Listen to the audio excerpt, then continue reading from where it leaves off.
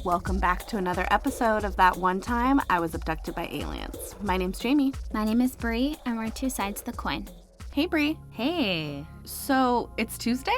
It is Tuesday Booze Day. We had the pleasure of getting to speak with Jeremy Corbell. This interview is so good, and it has so much information inside of it, and we're really excited because his documentary is coming out, The Hunt for the Skinwalker, today on September 11th.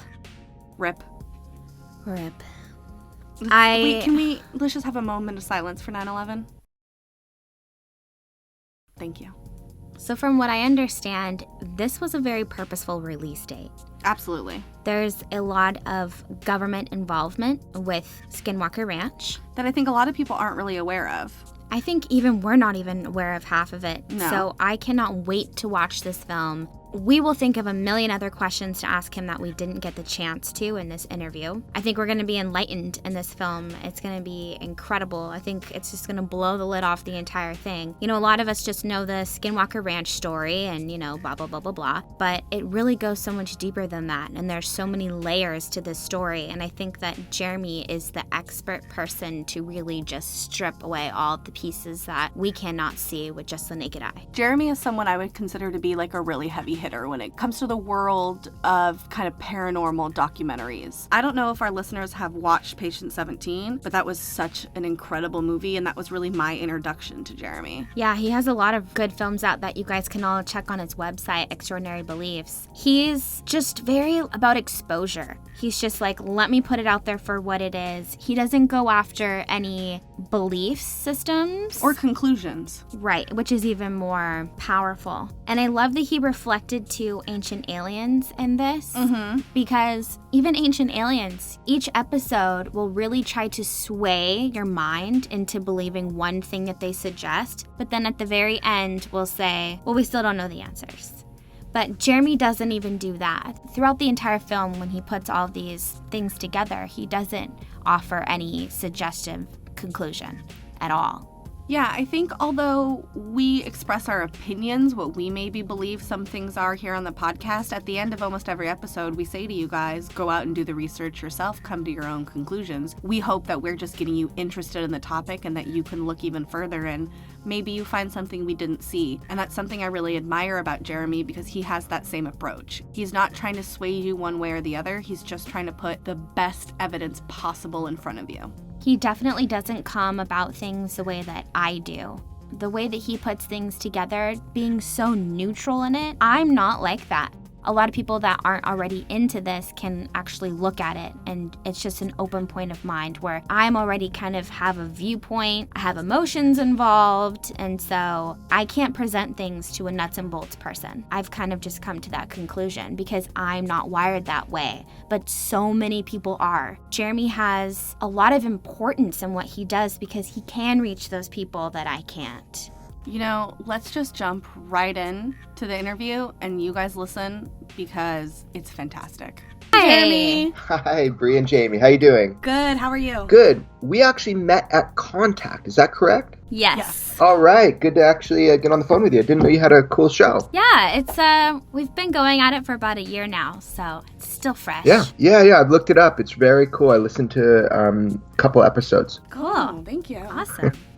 All right, so do you want to introduce yourself to our audience? Sure. My name is Jeremy Corbell. I'm currently making documentary films on all things extraordinary, including a lot of the topics I think that you, Bree, and Jamie cover on the show. So that's why I'm here. I'm happy to talk about any of my films or experiences with it. Thanks for having me on. Absolutely. Thank you so much for coming. Our first question is what really got you into documenting the unknown? That was kind of accidental. I mean, I was a mixed martial arts fighter. I trained jiu-jitsu my whole life. That's all I thought I'd ever do. And then I got an illness and wasn't able to physically do that work anymore for a while. And that kind of brought me into fine art and documentary. So really it was a documentary crew filming my artwork. And I was thinking what they're doing is so much fucking cooler than what I'm doing. So that's what I want to learn to do. And I realized very quickly that having a camera in my hands and asking people questions was kind of like a passport into the unknown. The camera itself became a weapon. It became an opportunity to get into people's minds and into their stories. So that was very cool. And I just saw a huge need to explore these topics from a rational and humanistic standpoint rather than one of fantasy and faith and belief. These experiences are either happening or they're not. And so that's a matter of us looking at it rationally and saying, can we document at least the experiences people are claiming to have had? So that's what got me interested. That's awesome. Just like you. Curiosity. Yeah, curiosity. So our listeners are fairly familiar with Skinwalker Ranch.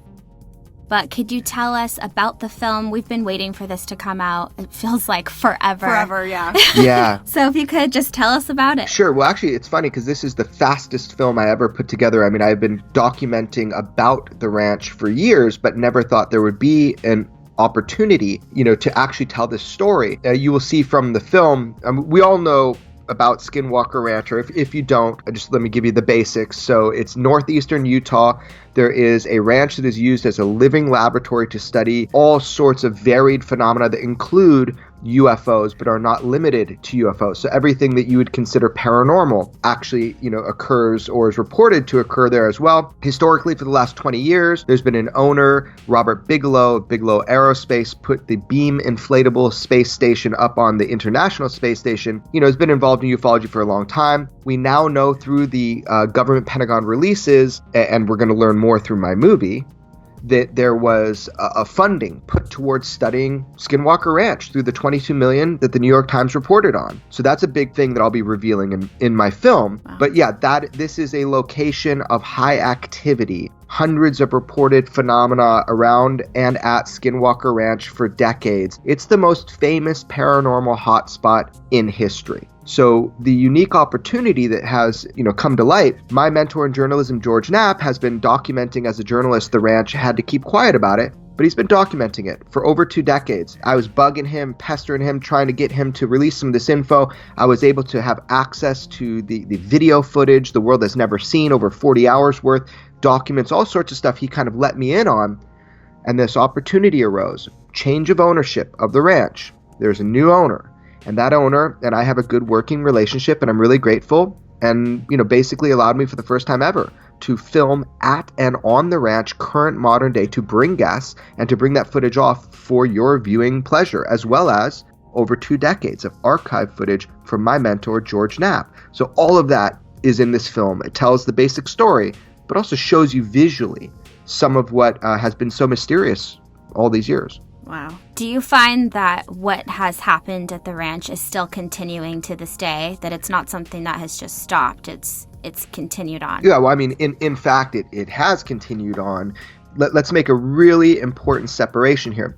The ranch is not the end-all and be-all of the activity in the Uinta Basin. The ranch was used as a living laboratory because it's kind of an island in a sovereign nation of Native American land. So it was a place that could be used for these studies, both we know as now private industry study, but also governmental study.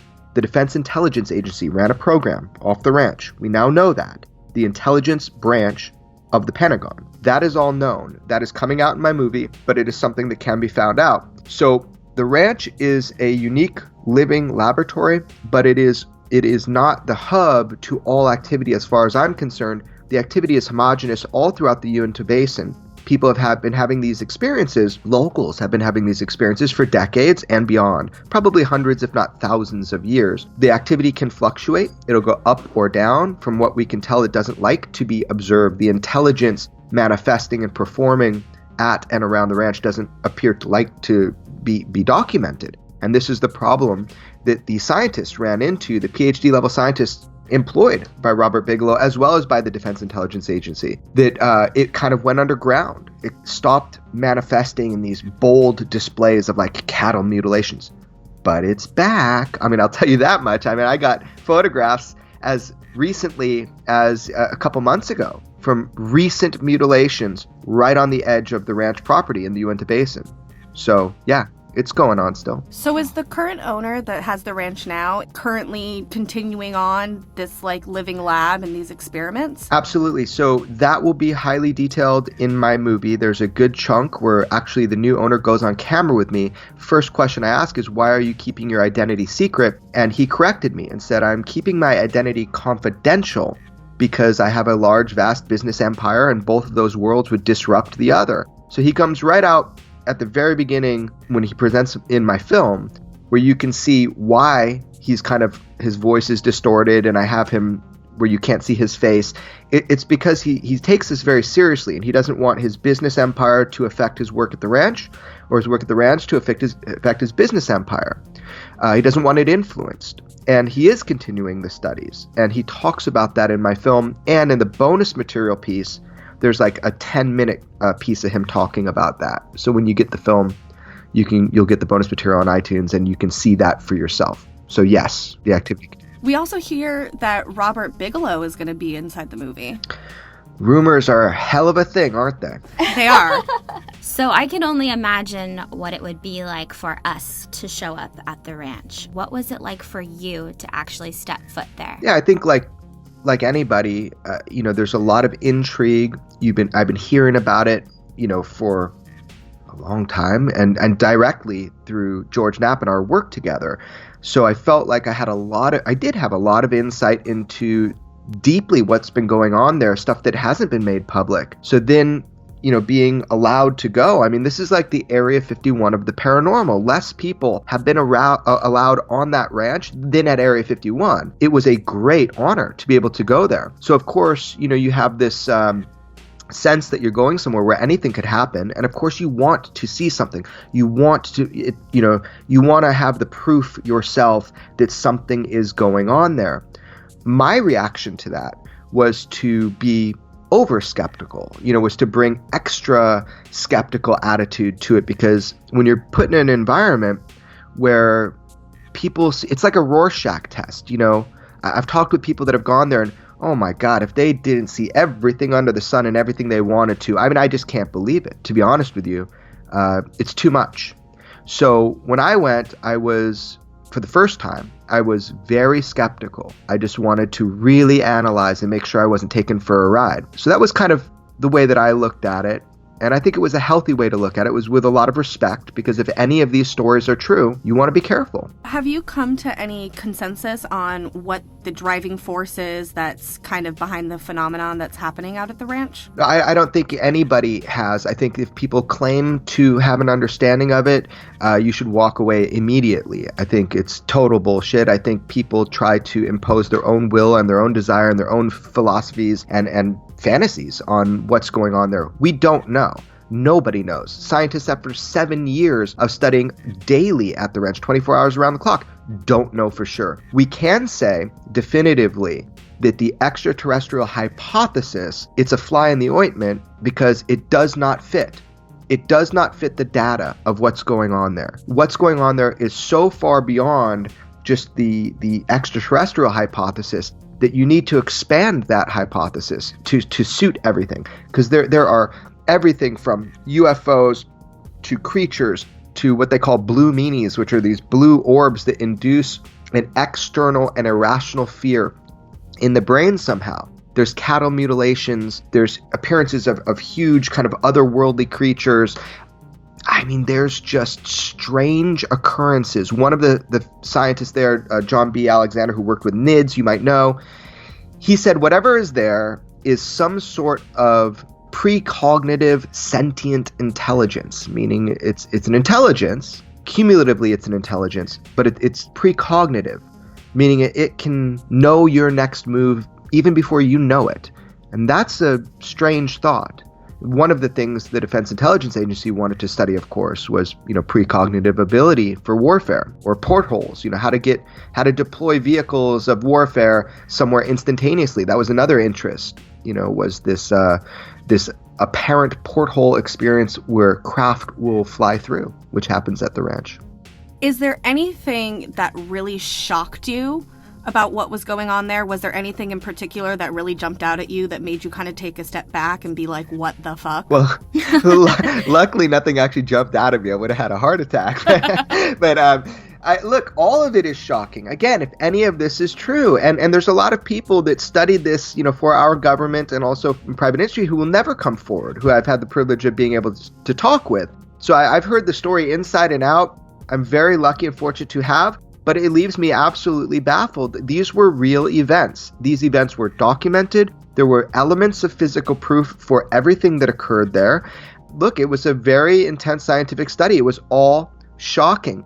For me, the personal experience, there were two that are of note. One is I was dealing with trying to get an interview by one of the tribal law enforcement there, and he pulls me aside and shows me a video on his cell phone, and he wouldn't give it to me, but it was an astounding video. It was a video of a big flying saucer type thing, looking at it, hovering over a house in the Uinta Basin. And these types of things are very common there. They're not out of place. And he pulled me aside and said, look, you're here hunting this thing, whatever this is. And he says, I've seen people like you do that, and they have been hurt. They have been harmed. And I want to warn you that this is real. This is not fictitious. We don't go searching for this. It's like a car crash when we experience it.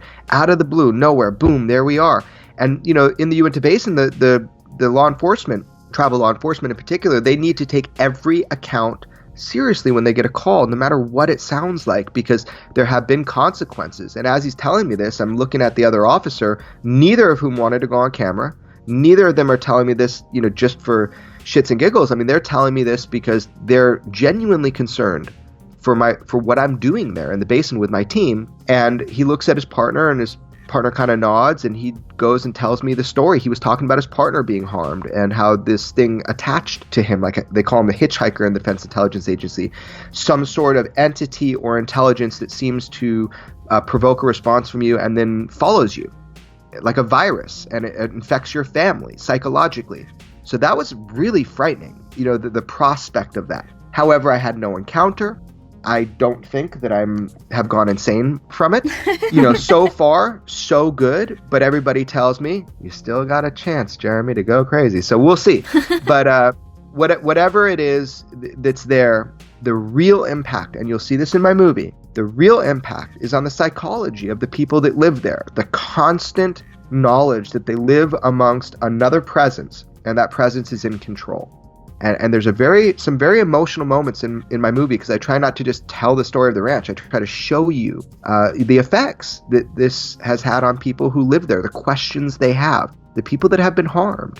And so all of that is in my film. Do you think that what could be going on there could be some type of portal like you mentioned? Because when we did this episode, we kind of went through all the possibilities in our mind, like what could possibly be going on that involves so many different types of phenomena. And one of the things that we could think of was it could possibly be a portal, some type of rip in dimensions where things are coming in and out of. I've heard other people say, oh, it's a hellmouth. I mean, you hear all kinds of crazy reasons for what this could be. Do you find yourself collecting any type of personal belief on what it could be? Oh, I fight against collecting a personal belief on what it could be, because every time you think you got it, it changes form and you're just wrong. And by doing that, you pigeonhole yourself into not seeing the rest of the data and the information. So I've actually been trained to not pigeonhole myself into personal belief until the evidence is just overwhelming. But there are ways that we can propose certain belief systems that, we can consider them all. We should consider them all. And that is what was done by Dr. Colin Kelleher and George Knapp in their book, Hunt for the Skinwalker, same title as my movie, because the movie is really based on my relationship with those two. And in the book, they do propose different theories. One of the theories is that there is some sort of dimensional or temporal porthole. And in that porthole, a perforation to our basic consensus reality, that there is an input and an output of data or information between those two firmaments. So that's the idea of a porthole, that there is a break somewhere, and that's why you get animals that have been extinct, for thousands of years that seem to appear on the ranch. That's how you get these craft that come through. And most popularly, that's one of my favorite stories. That's how you get the two scientists looking at this orange glowing interdimensional looking porthole that's geometric and inverted, and out of it crawls this 700-pound black beast shoving its elbows on the sides, plopping onto the ground and walking off into the forest. Oh my God. Yeah, that was reported by two of the physicists or scientists that worked there at the ranch. And finally, we're able to tell that story. And in my film, you can hear them telling that story. So Pretty crazy. Don't know. Might be portholes. Don't know what another dimension is. We have no way to really, validate that because we have no way to scientifically prove for another dimension. We have string theory, which is a theory. So we don't know. And a hellmouth? No idea what that is. That sounds scary as shit, though. Do you think that whatever is going on there has to be ancient? This has been going on forever, before even stories that could have been passed down throughout the ages, way before then. Do you think that it originated from way beyond we can even think of? Yeah, I mean, there's no way to determine it, and it depends what you consider ancient. We know that these types of experiences have been occurring since the beginning of recorded human history.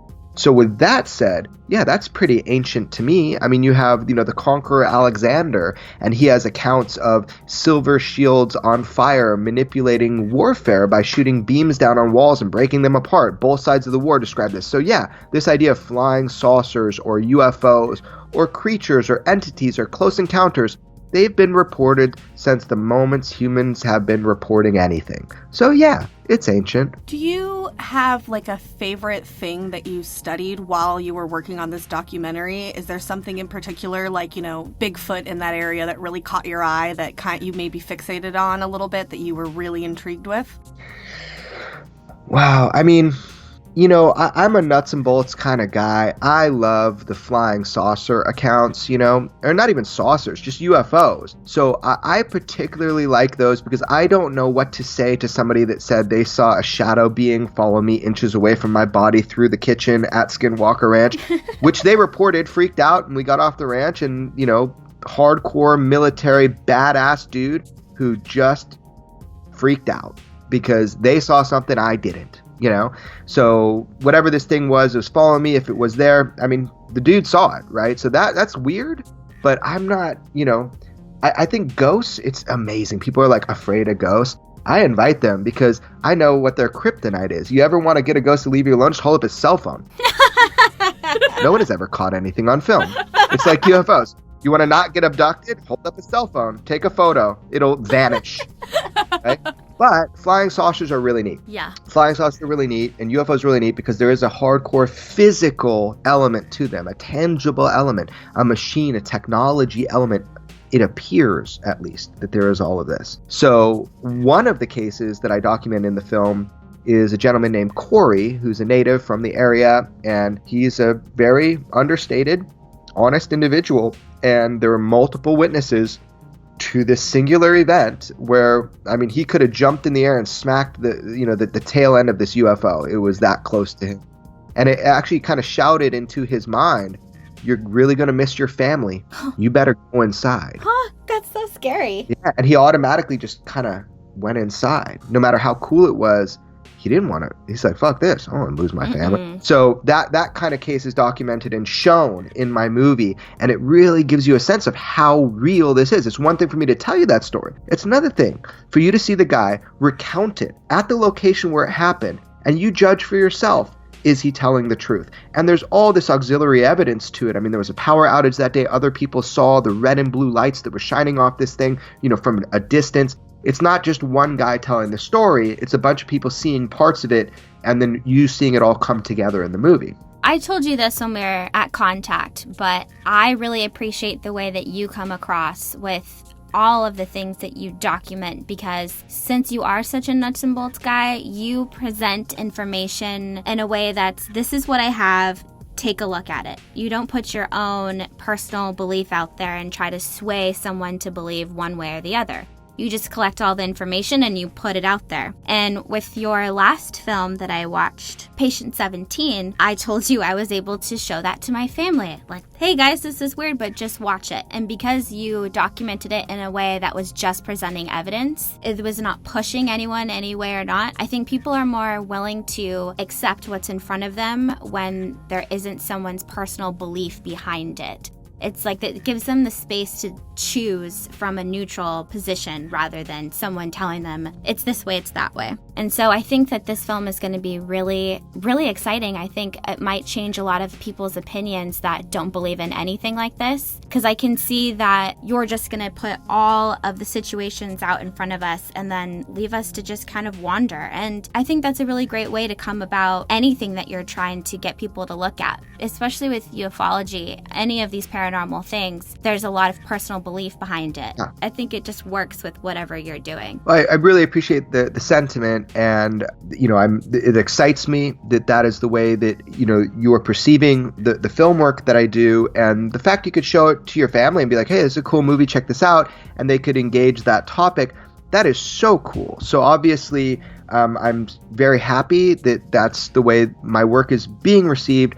Yes, this film is similar in that tonality, because that's the tonality that I come from, and ultimately convincing anybody of anything is fruitless. It's easy earned, easy lost. If you convince somebody of something, they haven't come to it on their own, and they will flip-flop immediately if they're given any counter evidence, no matter how weak it is. So coming to our own conclusions is really important. And the fact of the matter is, it's a human error in our humanity, in the way that we can't accept not understanding or knowing something, so we impose all these fabricated views on things that then limit our ability to understand them. And that's just part of being human. We find faces in rocks because our brains are hardwired to see the symmetry of faces. Same thing with belief systems. We all want to believe that we know the answer and the truth, and that the universe is sound because we understand it. And the fact is, that's not the case. Yeah, I definitely think you bring things to people in such a palatable way, and especially with this, the Skinwalker movie coming out on September 11th, correct? Yeah, that's right. September 11th. It's going to drop hard. We're super excited. I think it's interesting because I think a lot of people who would never necessarily be involved in this kind of field or be interested in these kind of topics are going to flock to your film, because how much of a question is out there, especially with the internet being as big as it is, and you have this access to free information, and everybody's talking about it, and everyone wants answers. And I think a lot of people are going to look to this documentary for answers. And it's kind of a double-edged sword, because you want lots of people to watch it, but you also want to inform people like, I don't have an answer. I'm checking it out like you guys. Yeah, this is so funny. This has been like a huge topic for me, because I'm also making the Bob Lazar film, which is, the definitive documentary after 30 years with full authorization and working with me, Bob Lazar. I mean, this is the Elvis of ufology, right? So this is like one of the biggest movies that could ever be made in the whole field of ufology for the next 100 years. It's a big responsibility to tell this story. It's a very important story. However, I think everybody's expecting this film for me to take every little page out of the book of what happened in Bob's life and try to prove or disprove it. And that is just not what my film is. That is not the methodology of my filmmaking. And so, yeah, I see what you're saying. It's a double-edged sword. So people will come to this film and they'll want me to, like Ancient Aliens, to just tell them what the theory is and try to prove it to them. And it is not the truth. It's not how I make films. My films require you to turn your brain on rather than just me jamming ideas down your throat. And yeah, look, that's just what it is. However, I do feel that people are going to walk away with real empowerment, because just look at it this way.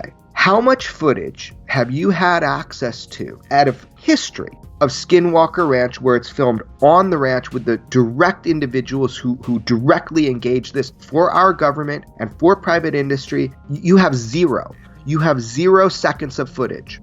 So all of a sudden, you're going to have 2 hours and 7 minutes of a movie, and then you're going to have about an hour and a half of bonus material. So you are getting so much more to wrap your mind around this mystery, and so much more visually than the world has ever had. So that's the real gift to all of us, is that this footage is now out and it's open. So now it's up to everybody to turn on their brains and make their own decision. It will give you something, is my point. It might not give you what you want, but it's going to give you what you need. So is your next film with Bob Lazar, is that still coming out in December of this year? It's coming out December 4th at midnight. That December 3rd, December 4th midnight, that it's dropping. Ooh. There's no stopping it. It is coming out on that date at that time. There's actually going to be a world premiere in Los Angeles at this incredible theater, so funny, called Theater. So pretentious, at the Ace Hotel. It is one of the most beautiful theaters on the planet. It looks like a Gaudi drip castle. It was made, I think, 20s or 30s, Charlie Chaplin and all them, to show their films. It is this beautiful, beautiful theater in downtown LA. And Bob Lazar and I will be hosting that evening, and it will be open. Tickets will be open to the public. It's very limited seating, but it's going to be open to the public. Anybody can buy a ticket and watch that world premiere hosted by me and Bob. Oh my God, I was just going to ask, where can we get a ticket? Where do we go? What wait list do I need to be put on? I'll fly there tomorrow. Yeah. The second it goes live online, and I'm making it really inexpensive and and democratic. You jump on the site. You buy a ticket for $20. That's it. It's the world premiere. Oh, wow. Yeah, I'm making it really accessible to everybody, and hopefully I don't shoot myself in the foot because it's cost a pretty penny to do this. I really hope enough people come to cover the cost, but it's going to be amazing. I imagine they would. Yeah, I don't think you're going to have an issue filling seats whatsoever. I mean, no, I don't think so. In my opinion, I think that as far as modern times, I think it really starts with Bob Lazar. I mean, of course, people say, the crash at Roswell, but really what all of this starts was with Bob Lazar. And it's such an incredible story. So I cannot wait to see what you've put together. I think that's exciting. I don't think people talk about him enough. Right, and that's going to change. I mean, his story was so powerful. The reason the words Area 51 is because of Bob Lazar. It's because George Knapp brought him on the news. In shadow, he told his story. People have been trying to debunk him for 30 years, but every time we turn the corner, it's just something comes at you. How could he know? And that's the thing. Bob knew stuff. And so people like to debunk him. He didn't go to, college and get these degrees, maybe not. I don't know. I really don't know. I can't prove definitively that Bob has the education he said he had. However, I can prove definitively that he knew the times of the test flights of what appeared to be a flying saucer moving through the atmosphere. He showed people on 3 different occasions. On one occasion, they actually filmed it outside of Area 51. He knew all sorts of stuff, and it's incredible how things after 30 years start ringing true, and we start finding out more information. So really this movie, what I hope, is that it revitalizes your interest in the story. It lights the fuse, so you will investigate it yourself. But what it will do is it will show you who Bob Lazar is. It will let you into his daily life, and that has never been done. And that then shows you somebody, it humanizes them. You're going to have a real hard time coming up with the same old ways to dehumanize Bob Lazar, to belittle his story, if you really know who he is and know the people that surround him and his family and friends and what people closest to him think about him after 30 years. Do they think Bob's telling the truth, or do they think he's lying? Who is Bob Lazar? That's what this movie is about. What do you think made him open up to you? Because if I'm not mistaken, it appeared that he was more out in the public telling the story, and then he really backed off for a while. And he didn't want anything to do with any more interviews or telling people the story for a while. Why do you think he decided to start sharing his story? Well, I mean, clearly it's my charming personality. Oh, most likely. And dashing good looks. And dashing good. Thank you. I was going to say. No, I mean, look, the fact is this. Bob Lazar is a reluctant UFO messiah. He only came forward to save his own ass at the beginning. The reason he came on the news in shadow at first with George Knapp is because he was fearing for his life.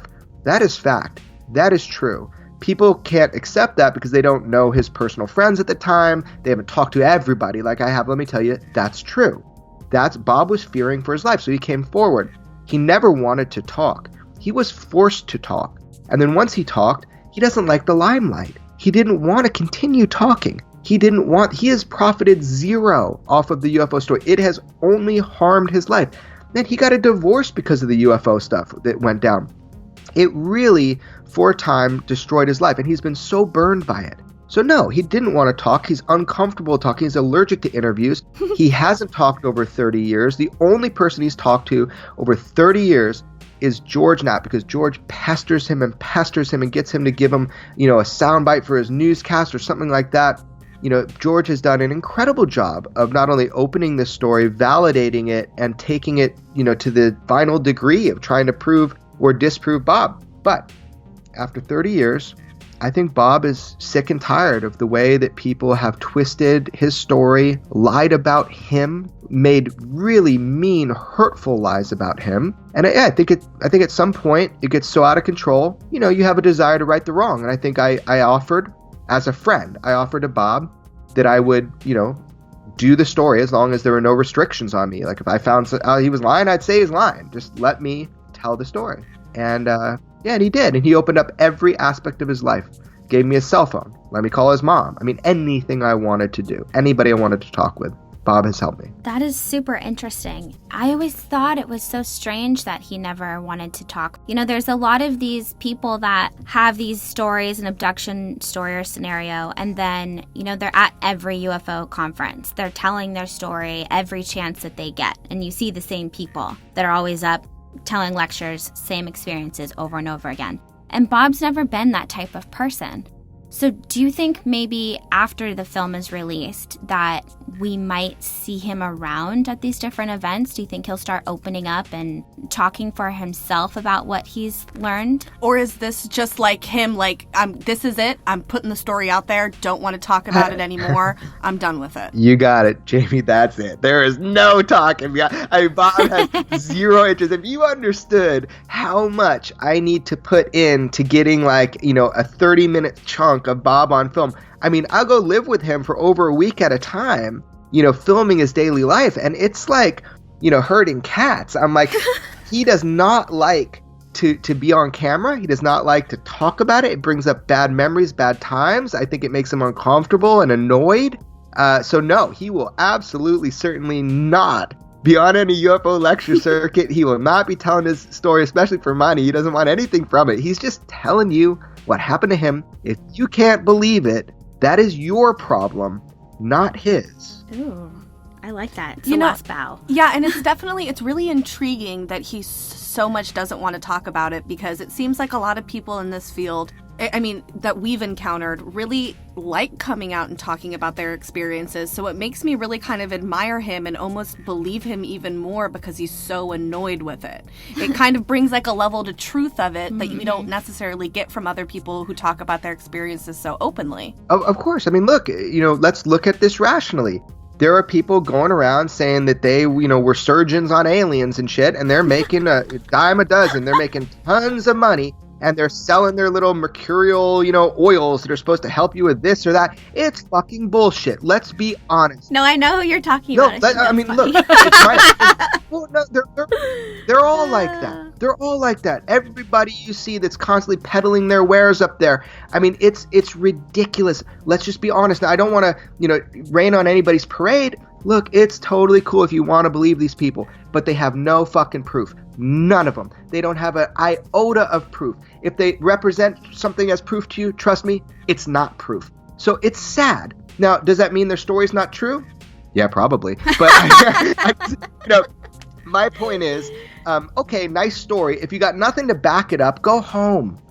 So you're sitting there and you're propagating this mythology, and I'm 99.9% for sure you're full of shit, right? and you just want to, make a quick buck, and you've learned from the best charlatans out there, so you want to make your best buck, and you want to sell your little oils and your crystals, and I got nothing wrong with oils. There's nothing wrong with crystals. What I got something wrong with is people knowingly taking advantage of other people's true curiosity by imposing a false narrative on them and then selling them crystals and oils. That's what bothers me. So these charlatans should shut up and go home, and I'm really sick and tired of them.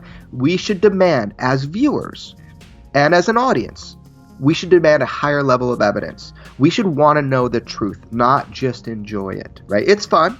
I agree with that. It's fun to hear these stories.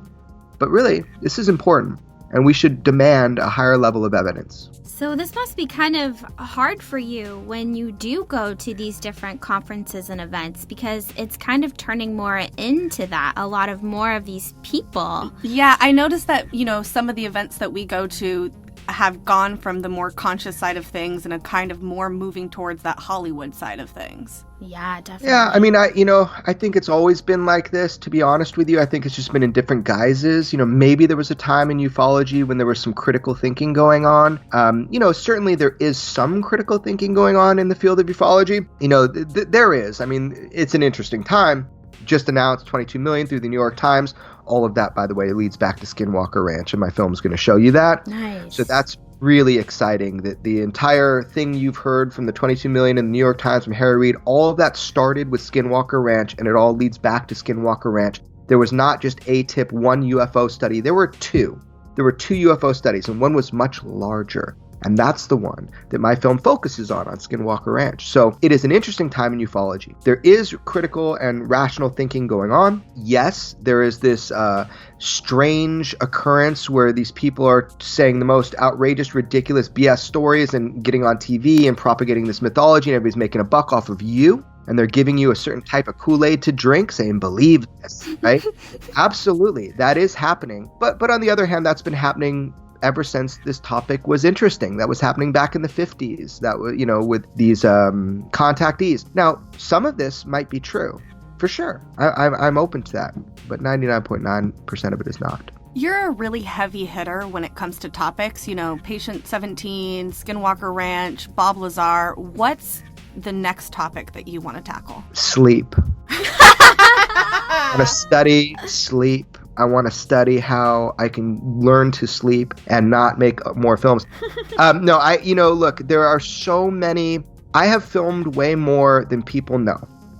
I have footage and full documentaries that are ready to go when the time is right. I really believe that you only put something out when people are ready to engage that topic. So Skinwalker Ranch, it's important. Now's the time, because it relates back to all the news going on about our government's study of UFOs. So it is time for that movie. Similarly, Bob Lazar, 30-year anniversary. Wow. It is time for that story again.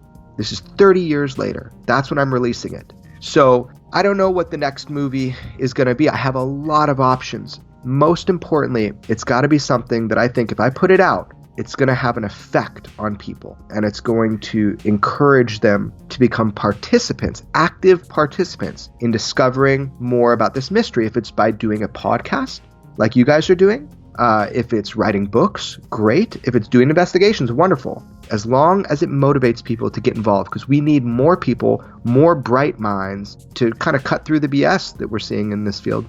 One thing I've heard you say that it was so inspiring, because I felt like, yes, that's what we do, was weaponizing your curiosity. I loved that terminology that you put out there, and I would love more people to get into that, actually get involved. The words itself, just, you're curious, but do something about it. Act on it. Be a part of what's happening. Don't just sit back and consume. Be a participant. Yeah, you're exactly right. I find it baffling how easily you got that, and how other people, write me hate mail about using those terms. What do you mean, weaponize what? What is this, a fight? Is this a war?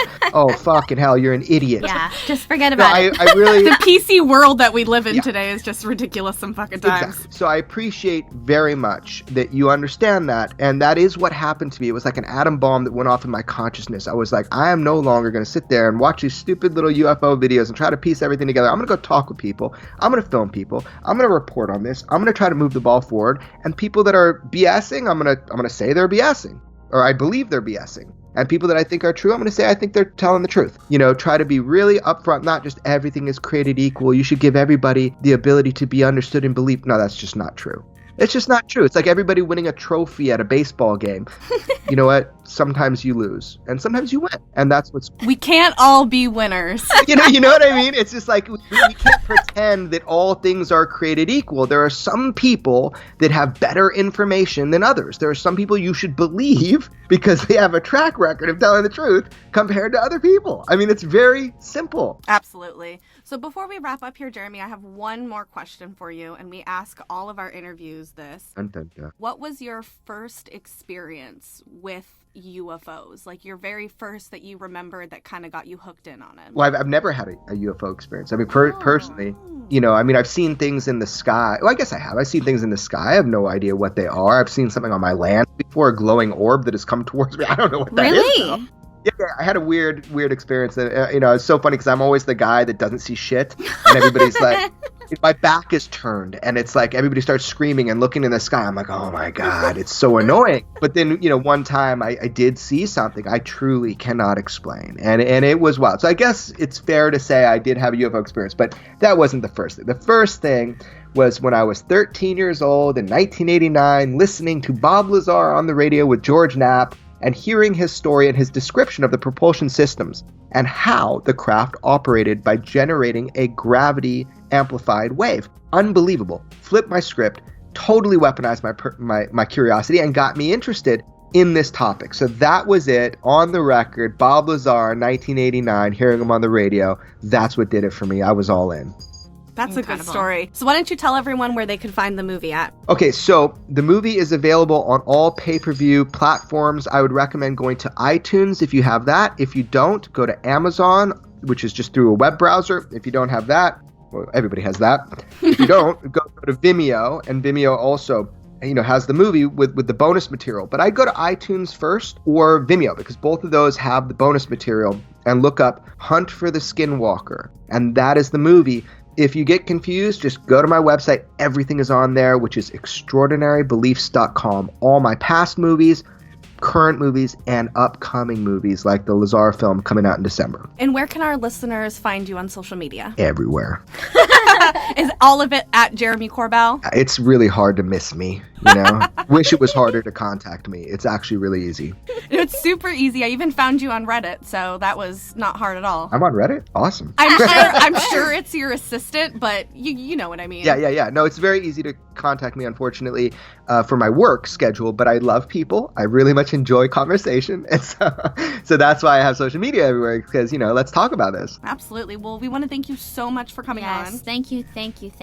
It's such an honor just to have you on the show. I think you're an extraordinary person. Your work is extraordinary. Everything that you do is so artistic and straightforward, and I think it's just a gem in this entire muck of crap that is swirling around in this whole situation. You're really, really making a difference, especially to people who are like us. We're younger and, we're not as experienced, but we definitely look up to what you're doing, and it makes us have so much hope for the future that more people are going to do what you do. Well, thanks so much, guys, and it's really a pleasure to see that you have created a platform for you to engage people and this topic, and that's exactly what this is all about, is being involved and checking this out, because there's so much cool stuff to learn and to understand through this, and nothing has been uncovered. We're still at square one, so it's kind of ripe for exploration, this whole field. So yeah, just keep up what you're doing. I'll continue to watch and listen to your show, and I know you guys are going to do some great things, so just keep it up. Can't wait. Thanks so much for having me on. Thank you. Have a really good day. Take care. All right, you guys. All right. That interview was fantastic.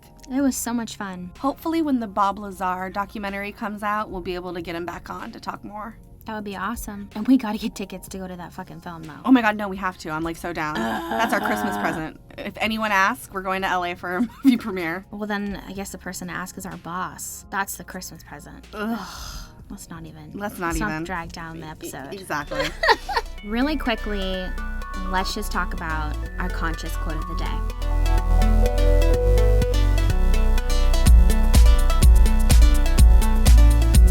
Our conscious quote of the day is going to be by Mark Twain. He said, "Truth is stranger than fiction, but it is because fiction is obligated to stick to possibilities truth isn't." Our conversation with Jeremy Corbell really got me thinking about truth, how we all perceive it, and all the different information that is really coming at us with this entire field. There's a lot of gray areas, and sometimes it can be hard to maneuver and weave through finding the truth in this whole swimming pool of ideas, things that people come at us saying is true, and this is what's happening, and this is what's happening, or no, this is really what's happening. And it's kind of up to us to decipher what is truth in this. And it's also remembering that truth is stranger than fiction, so even if something's completely outrageous, don't throw it out because it could be true. But we really need to maintain a state of awareness and really be thoughtful about what we're taking on as our truth when we hear it. So this is actually one of my favorite Mark Twain quotes, and we've talked about it before early on in the podcast, and it's one of the most misquoted quotes because people always think that it wasn't Mark Twain who said it, and they, attribute it to, like Neil deGrasse Tyson says it a lot, so everyone assumes that he was the one to originate it, but the fact is that it was Mark Twain. And I've always said that fact is so much better than fiction. I've said it so many times on this podcast. I've said it so many times in my real life. There's just experiences that you have that I could have never written down on paper as a made-up story. Mm-hmm. And that sounds so batshit crazy, but yet are so true. And this whole thing with the Skinwalker, it walks that line. Mm-hmm. It walks that line of it just being so completely outrageous that it might sound completely made up. But a lot of it is fact. A lot of it is going on. Our government is taking this seriously. We really have to look at these things as a possibility. I couldn't agree with you more. I think, especially when it comes to this field, it's about being open to the possibility that literally anything is possible. But then at the same time, being able to kind of weave through bullshit. And that's the hard part. That's the hard part, and that's the struggle that we live every day. I think as time's gone by, I've adapted things to be my truth, and then I've dropped them along the way. I think that's just going to keep happening. It's a roller coaster. You're going to believe certain things and maybe get to a point where you don't believe it anymore. And it's difficult in this field, but all that matters is that we're chasing after it. Absolutely. All right, Bree, let's jump right into our collective favorite part of the episode. Shout outs. All right, Bree, let's start off with our favorite people in the whole wide world, our patrons. Let's start at the skeptic level. We have Jan from the Good, the Bad, and the Just Plain Standard podcast. Then we jump into our truth seekers, which is Shayna, hey, Jamie's Mama. mom. Destiny from space. Hey, Destiny. And Simon at Outro Version. He actually found us on Reddit, and he got all of our stickers in the mail. We sent him a sweet little package. Oh, awesome. We're going to kind of blur the line here a little bit, and we're going to introduce you to someone who's a skeptic and also a truth seeker, our new friend of the show, Adam. Adam hosts a super cool podcast called Not For Everyone, and he hosts it with one of our middle bitches, Bobby, and you guys can find them at Not For Everyone Podcast. Look them up on iTunes. Make sure that you leave them a review if you go listen there. Really check them out. We're big fans. They're both really super cool people. Speaking of middle bitches, Raya. Hey, Raya. Raya's actually going to be here in she's coming to visit. 2 weeks. So exciting. It's really cool to have a listener and then to build a relationship and then for them to come down to our little town just to hang out with us. Yeah, we're definitely going to be recording some episodes. It's really awesome. I cannot wait for that. Shout out to Scotty. That's Scotty Dotal. Our other middle bitch, our first original middle bitch. The OG middle bitch. And he received all of his face stickers in the mail. Cool. Yes. We also have AP. AP also made her own category. She is a middle bitch and a skeptic. Ooh, and we love you so much for supporting us. And AP's going to be coming on soon, awesome. too. We're going to be interviewing. She decided, she was first, she was all I want to do is write it out. And then now she messaged me the other day and she was I just think I have to come on and talk it out. So funny. I was thinking about her the other day. I was thinking, we didn't get to hear the rest of her story or does she not want to share it at all anymore? But that's awesome that now she's nope, let's do it. Let's do it. I'm in. I'm down. That is amazing. I cannot wait for that. And our new patron at the highest tier that we have is our Anything Is Possible tier. Our first ever Anything Is Possible tier. That's amazing. Yes, and his name's Matt, and we're super stoked about him. We definitely talk. He's been sliding into our DMs, and we've been having really good conversations. Thank you so much, Matt. I think that's awesome. You just added another level for us, and it's just so exciting to have all of you guys supporting us. We really appreciate it. We dedicate so much to this podcast, so much of our time and our energy to put something together for people to listen to, and it feels so rewarding to have you guys kind of reciprocate that love and support. Oh yeah, definitely. I feel such a connection to all of you guys. You don't understand what you guys are doing is helping us create what we create, and we want all of you guys to be a part of it, and that's why we interact with so many of our patrons so much. I mean, at this point, Scotty, we talk so much to him, and Raya texts us every day, and I talk to Bobby and Adam all the time, and AP has my phone number, so it's so nice to build really good connections with you guys, and we appreciate it so much that you want to help us do this. Yeah, you're not just a random screen name. We've built one-on-one relationships with you guys, and that's just the most rewarding thing. Absolutely. So let's get into our usual suspects. The usuals. I guess we'll start off with Brian Jackson. Brian Jackson. Brian Jackson, I love you. Love you. Thank you for Miss going you, on. Your beautiful face. Thank you for going on Two Schmucks and a Mic and talking about us again, even though it annoyed them. Yeah, so speaking of Two Schmucks and a Mic, Two Schmucks and a Mic. Two Schmucks, no fucks. Two Schmucks, no fucks. Let's shout out Mike Barra. I doubt he's listening, but he usually comes in our lives. That's funny. I was thinking he probably never listens, he supports us from afar. He really does. We love you, Mike Barra. And OzCat408. Hey, Oscar. Veronica and her daughter at Ollie V and at Cali Girl. Love you, gals. And everybody at Moonplay Cosmetics. So we met Moonplay Cosmetics down when we were at Alien Con, and we just show each other so much love on our Instagram. I go like all their photos, they go like all ours. We always chit chat. You guys are all so sweet there, and thank you so much. And Ashley at Mom Butts, you beautiful, beautiful soul. I know we haven't heard from you. I know that you're moving, so hit us up soon. Well. Yeah. Shout out to Wokemore. And John Perry, Designs by Perry. Hopefully we're gonna also work with getting him back on the podcast here soon. Yeah, he DM'd us and he wants to go over some conspiracy stuff. So hopefully we'll be doing that soon. I for sure want to do an episode with him for our Patreon, where we can kind of get into some nitty gritty. And that would be cool. And I really want to talk more about his special effects stuff. Yeah. And I think that that'd be perfect for the pre-pod. That would be actually. Good idea. Speaking of the other podcast I'm talking about, you guys should really go to our Patreon. Even if you donate just $1 a month, you have access to what we're calling the pre-pod, which is kind of all the special extra stuff that Brie takes out of all the episodes that are kind of put into a small format. Each episode ranges from about 5 to 20 minutes, maybe sometimes longer. I know I posted one last week that was like an hour and a half long about us just yelling about God. So it's kind of all those things that don't necessarily have to do with the podcast, but they sort of do. They sort of do, and we always just talk about really interesting, weird things, and so, you know, we want to put it out there for you guys. We're definitely going to be doing some episodes with some interviews that are going to be Patreon exclusive, and I definitely think we could start with John. That sounds like a great idea. Shout out to Drew at 1 gram. And shout out to Lee from Covert Nerd Podcast. Love you. Hope you're doing well and all your children. Shout out to at Benji Loves You. And Not Your Pastor's Podcast. Absolutely. And Mike from the Great Geek Refuge Podcast. Love you. And Shay at Shay Needs Yoga. Hey, at author Mike Sims on Instagram. And shout out to Andy and Chuck Borowski. Hey, Andy. Hey, Chuck. We love you. We miss you. You should come over soon on a Friday so we can see you. Hope you guys are doing well. And last but definitely not the least, Cody. All right, guys, that's it for our episode. We love you all so much. Thank you for tuning in. Make sure you hit us up on Instagram at That One Time I Was Abducted. Shoot us an email at thatonetimeiwasabducted@gmail.com. Find us on Reddit. Message us on Facebook. Just get in contact with us, guys. We love interacting. Yeah, we love you guys so much. Thank you again. I hope you guys loved this episode. DM us. Let us know what you guys think. And we'll talk to you next week. Fuck you, Sky. And love you, Mountain View, California. No, and fuck you, Mountain View, California.